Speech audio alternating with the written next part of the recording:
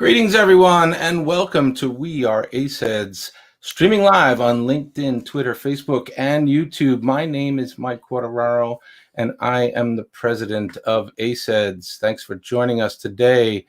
Okay, today we are joined by Omar Haroun, co-founder and chief operating officer at our partner, TextIQ. Omar, thanks for making the time today to join us. I hope you and yours are well. Hope you're holding up well in these odd times in which we're living. Very odd indeed, and yeah, doing well. Fantastic. All right, let's dive in a little bit.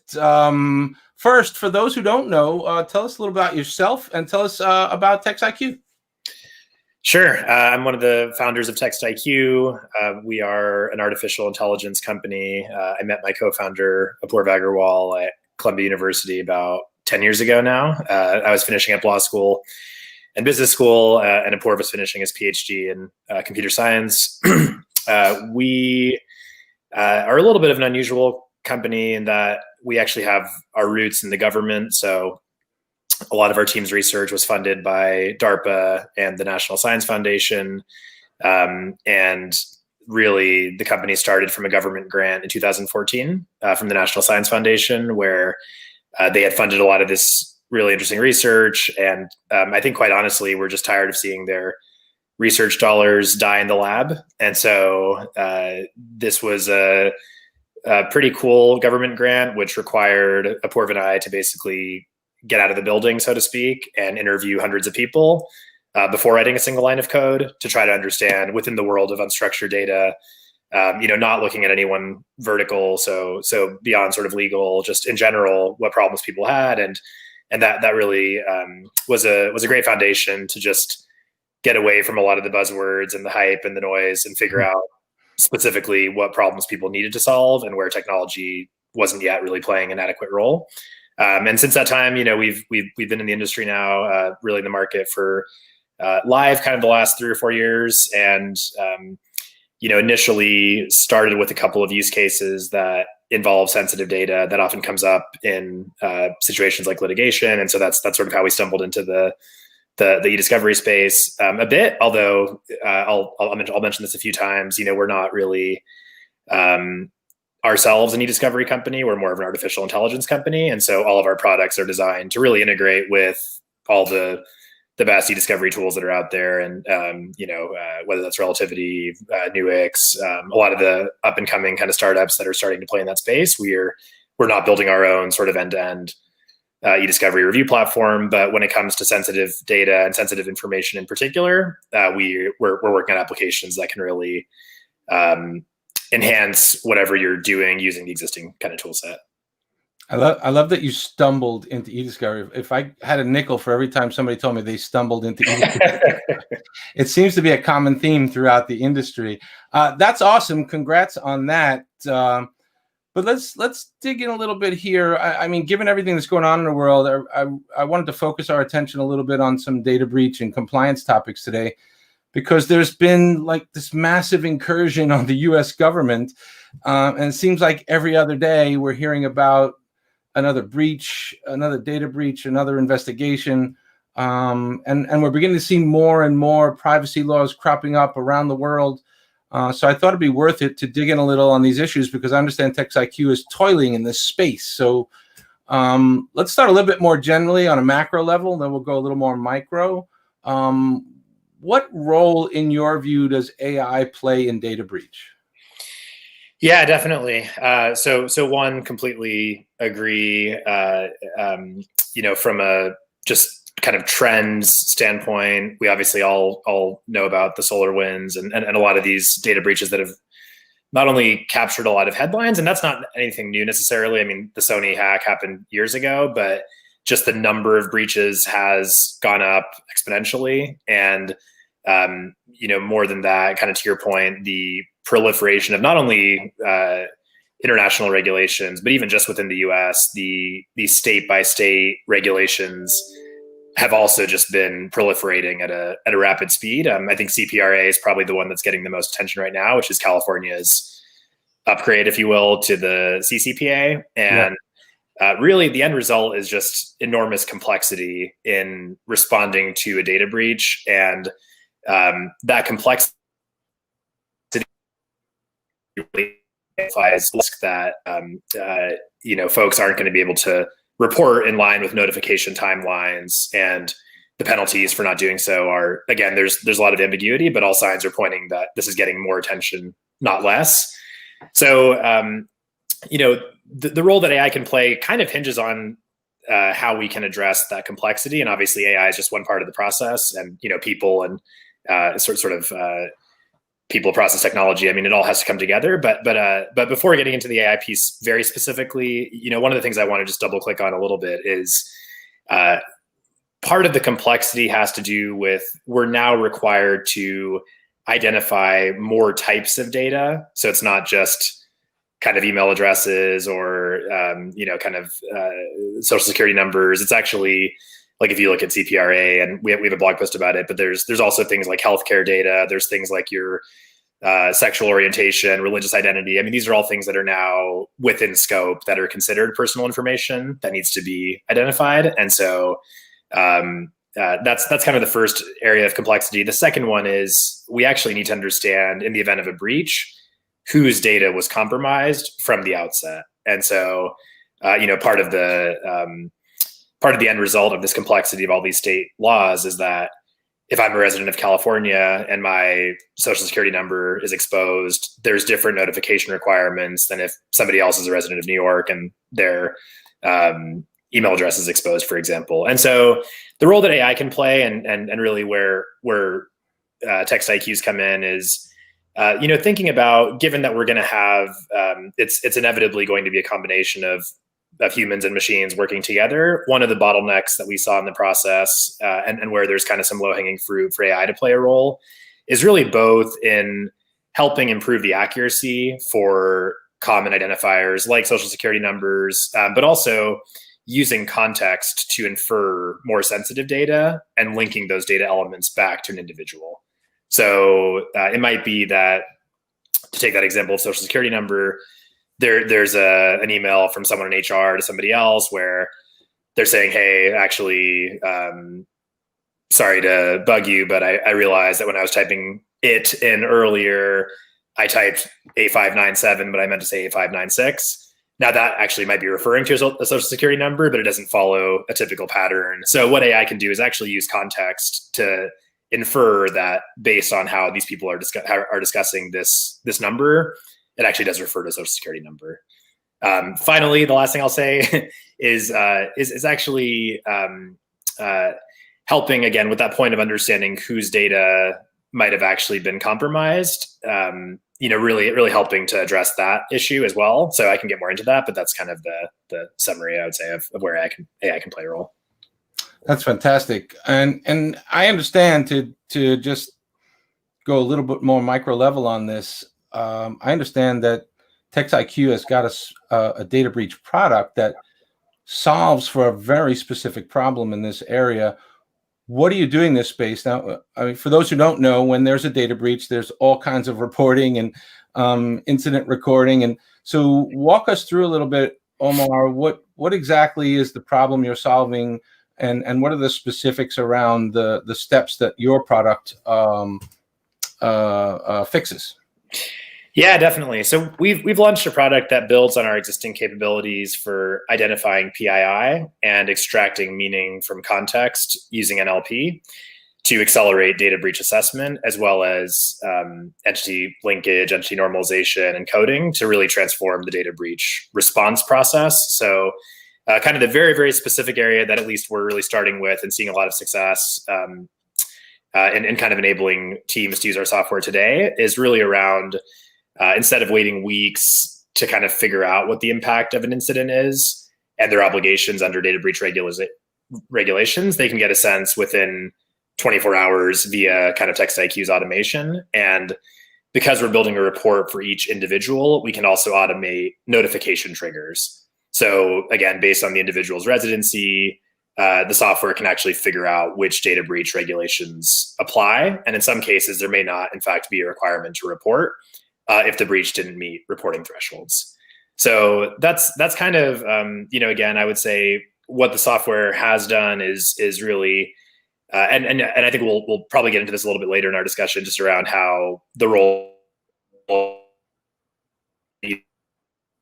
but point privacy has just really been a huge catalyst for every organization to really think more about how they're managing their data kind of more broadly. Yeah. And breaches are again, almost like analogous to litigation, where it's like you have this, suddenly there's this event where everybody drops everything and needs to kind of figure out how to get to the bottom of it.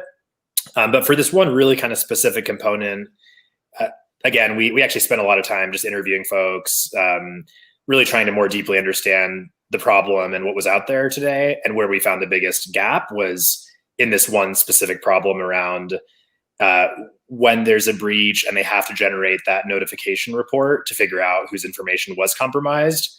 That was an area where the status quo was kind of using a lot of search terms and pretty rudimentary techniques. And so what our product does is really just help enable those teams by using software and AI-powered software to do a better, faster job. And the last thing I'll point out is, we have the continuous learning baked into it. And so machine learning is not perfect, but by building software that actually incorporates feedback, we're able to improve the accuracy over time, so that if the machine made a mistake and actually thought that this was a social security number when it wasn't, for example, and it tends to be more over-inclusive initially, just given the risk involved, it'll take that feedback into account so that you don't need to kind of teach the machine that again. So if I'm an organization, just to unpack that a little bit, if I'm an organization and I think I've got a data breach, do I just ring up TextIQ? Is it an on-prem solution? Is it cloud-based? How does it integrate? And what's sort of the initial execution, if you will?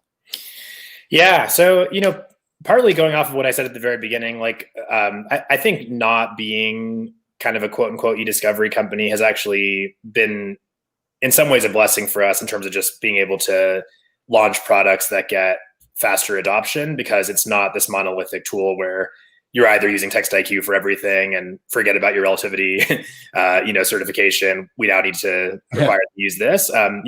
Ultimately, it's meant to really plug into whatever tools you are using, and obviously, some folks in the ecosystem are a bit more open with their APIs and whatnot than others. But we do have partnerships with several of the major tech players that are out there, as well as some of the services companies, and so.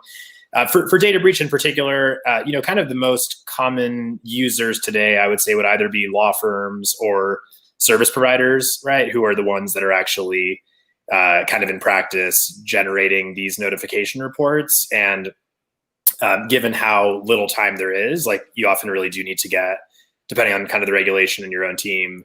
First of all, it's always helpful if you can figure out within 24 hours what's going on here. Is this really like how bad is this incident? Mm-hmm. That's something that every team welcomes, but there's also, again, under GDPR and a lot of requirements, you have a 72-hour window. So it's a really short amount of time. So in practice, I would say, if folks do want to use it, I would simply ask, whoever the firm is or the service provider is that's handling the data breach process for you. And obviously cyber insurance also plays a big role here. And so, sure. There's enough, I would say, awareness about it, and ultimately, we have made a lot of effort to plug into your existing tools and work with your existing vendors. That it's usually one of those things that's available if you ask for it. Awesome, that sounds great. But let me ask you this, Omar. That's only the software. There's got to still be a human component. What is that human component? Once I'm aware of the red flags that you've alluded to, what are the human steps involved? Absolutely. Yeah, I think that's we're like TextIQ. I've said that we're an AI company and not an e-discovery company a few times, but really even within AI, our focus is sensitive data. And so, we probably at least within the e-discovery world became known first for our privilege identification solution and automating the privilege review process. But very similar to privilege review, PII and data breach are sort of categories of sensitive data where you're ultimately playing with fire, right? Like it's not really about just getting a high precision, and if you got 80% recall, that's great. It's the type of situation where if you miss a single sensitive document, there could be some major consequences for that. And so ultimately, given that significant risk that's on the line, it obviously changed how we developed the entire application. Precision, but it also means that there is kind of this inherent opportunity in the workflow for humans to play a role every step of the way. And so the way the software works is really, ultimately, again, it is software. It's something that just helps people do this process better. And so we spend quite a bit of time trying to understand, okay, if you're a team or you're an e-discovery professional who's generating a notification report, what are all the steps that you go through today, right? And so it might be that, hey, step one, I have this list of potential people or custodians whose data was impacted. I'm then going to take a set of regular expressions. I'm going to look at search terms. I'm going to start going through the process. And so, it's a very, very similar workflow. It's just that instead of kind of going through document by document and looking for PII, which you're then tagging in some way to get added to whatever review platform you're using, it's almost like the software has taken a first pass at that. And now you're in more of a QC role versus a doing it from scratch role. And again, I think a full demo would kind of make this more clear, but in a very short summary, I would say we've designed the software knowing that we're going to need to build in mechanisms for reviewers to perform quality control, as well as add new identifiers from the output. And so there's a really kind of critical function for human feedback in correcting or reinforcing the machine's output. Yeah, it sounds like it's just really all about identifying the data that was exposed to any breach or incursion, and then taking from those reports, deciding what your reporting obligations are, and notifying stakeholders and so forth. Sounds awesome. Shifting gears a little bit, so data breach is kind of viewed as this legal risk, this security and compliance, maybe even regulatory area. Why does any of this matter to e-discovery professionals? You've alluded to not being an e-discovery company. I can appreciate that.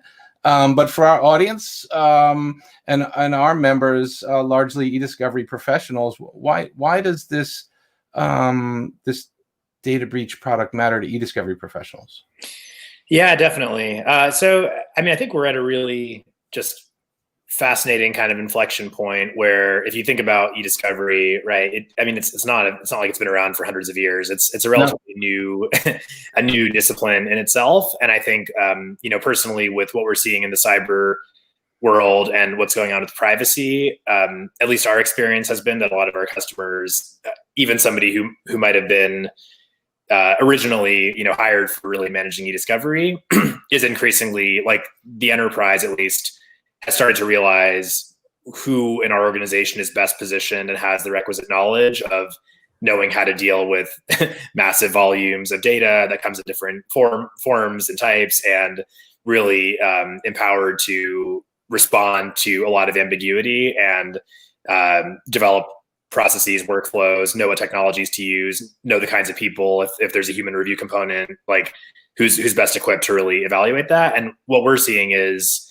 at least the most advanced organizations have just realized it's not an e-discovery problem, it's a data problem. But at the end of the day, the folks who probably have the most knowledge and experience dealing with these types of data problems are, in fact, e-discovery teams. And so, I think breach is a good example where, at least in our experience, even at the law firm, it tends to be the same folks that were previously doing a lot of e-discovery work that are getting pulled into the data breach response teams. And so, I think that there's kind of that natural evolution where if you stop using terms like that might be kind of loaded, like e-discovery or privacy, and just think about it fundamentally, it's really a data problem that data professionals, which includes e-discovery professionals, are equipped to address. The other one that I want to bring up is in the data governance or information governance world. Part of what CPRA does and a lot of these new privacy regulations is a big focus on data minimization. And that's another area where, again, I think the entire world is starting to wrap their head around exactly what these regulators mean when they use these terms. And I can elaborate on that, at least our interpretation. But I do think that's another area where, again, folks like we were talking to Farrah Pepper recently, whose title is now Chief Legal Innovation Counsel. It's not even anything having to do with e-discovery, but obviously, her background obviously was with e-discovery. And So I think for things like data minimization, that's another opportunity for e-discovery professionals to really start to work more closely with other folks within the organization, including the privacy. It actually reminds me, Omar, of this. Well, first of all, we're seeing folks in e-discovery sort of migrating to privacy, migrating to cyber, and IT security, because it's all related, right? It sort of falls under that IG umbrella. But your use of data minimization reminds me, it's one of those crossover principles, right? It kind of touches each area. We talk about it in e-discovery, and it's basically this concept of don't collect more than you need, don't keep it longer than you need it. We're constantly trying to reduce the volume of data to save cost and time. Are you of the view that data minimization is one of those guiding principles in data breach as well? Absolutely. There's a strong link between data minimization and data breach. Both trends, are closely tied to these new privacy mandates. And with data minimization, if you really think about it, it ultimately is helping reduce the relative impact of a data breach. So if you have a discipline, kind of to your point, about only keeping data as long as you need it, or you're not keeping multiple copies of the same document, then when there is an incident, you're a lot less exposed. That's exactly right. All right. This is awesome. This has been great, Omar. Thanks for joining us today. Before we go, is anything new and interesting happening at TextIQ? Anything you want to share with the audience? And how do we get to it? Yeah, definitely. I mean, thanks so much, first of all, for having me. This has been a lot of fun, and we're huge fans of ACEDS, and think it's an amazing organization. So, really love kind of the partnership and working with all of you. The one thing I'll plug for anyone who's interested in this topic is we happen to be doing a panel tomorrow, actually, a webinar on this topic of data breach and specifically cyber insurance, which has also been, again, kind of a fascinating topic, which in light of all of these trends that we're describing has also really kind of taken off in a few interesting ways. And so I think they just posted a link, but we have a webinar tomorrow. And if you follow us on LinkedIn, you can also get the recording or some of the takeaways from that if you're not able to make the live event as well. Fantastic. Appreciate your time, Omar. Thanks for joining us. Thanks for being a supporter of ACEDS. If you are interested in our short form interviews, you can find We Are ACEDS Live on LinkedIn, on Twitter, Facebook, or check out the ACEDS YouTube channel, where you can watch all our previous interviews and live streams. Thank you, everyone, for joining us today. Be kind to one another. Thank you. Thanks a lot. Take care.